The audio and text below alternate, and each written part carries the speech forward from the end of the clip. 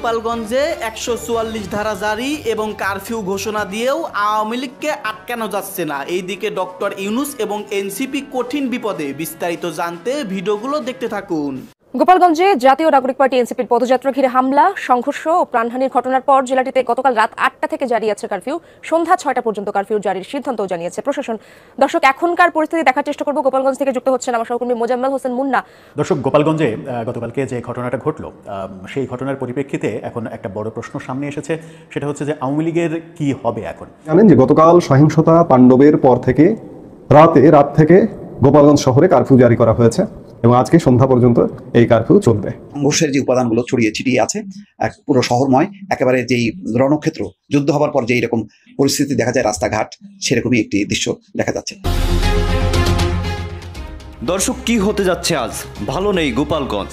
ছাত্রলীগ সভাপতি সাদ্দাম হোসেনের আদেশে আবারও ভয়ানকভাবে মাঠে নেমেছে আওয়ামী লীগ। কারফিউ ভেঙে সেনাবাহিনীকে ধাওয়া করলো তারা।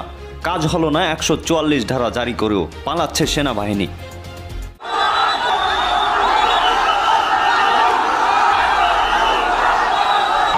একবারে সর্বোচ্চ প্রস্তুতি নেয় এবং অলরেডি মাঠে নেমে পড়ে প্রয়োজনে গোপালগঞ্জে যাওয়ার উদ্দেশ্যে প্রস্তুতি থাকে।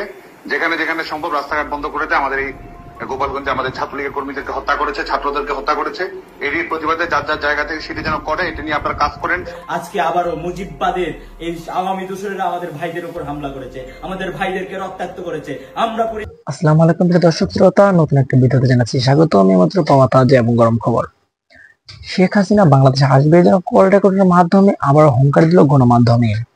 আজকের এই ভিডিওটি সম্পূর্ণ দেখলে অনেক কিছু বুঝতে পারবেন। সেক্ষেত্রে ভিডিওর অংশ বেশি দিকে বুঝেই গেছেন কোন দিকে ইঙ্গিত করছে আজকের এই ভিডিওটি। বেশি কথা বলা আমরা বিস্তারিত ভিডিওতে নিয়ে যাবো। তার আগে রিকোয়েস্ট করবো, যারা ১ থেকে ২ মিনিটের ভিতরে লাইভ নিউজ দেখতে পছন্দ করেন, চ্যানেল সাবস্ক্রাইব করে আমাদের সাথেই থাকবেন। প্রিয় দর্শক বন্ধুরা, শেখ হাসিনা বারবার বলছে আমি বাংলাদেশে আসবো, আগের মতন রাজত্ব করবো, যদি আমাকে জেলে যেতে হয় আমি জেলেও যাবো। বাংলাদেশের নেতা কর্মীদের জন্য এবং বাংলাদেশের আওয়ামী লীগের কর্মীদের জন্য আমি সবকিছু করতে প্রস্তুত হতো। আমি শেখের বেটি, এমনটা জানিয়েছে গণমাধ্যমে। তাহলে আমরা ধরে রাখতে পারি যে কোনো সময় শেখ হাসিনা বাংলাদেশে ঢুকে পড়বে। আপনাদের এই বিষয়টি কেমন ভাবে নিচ্ছেন?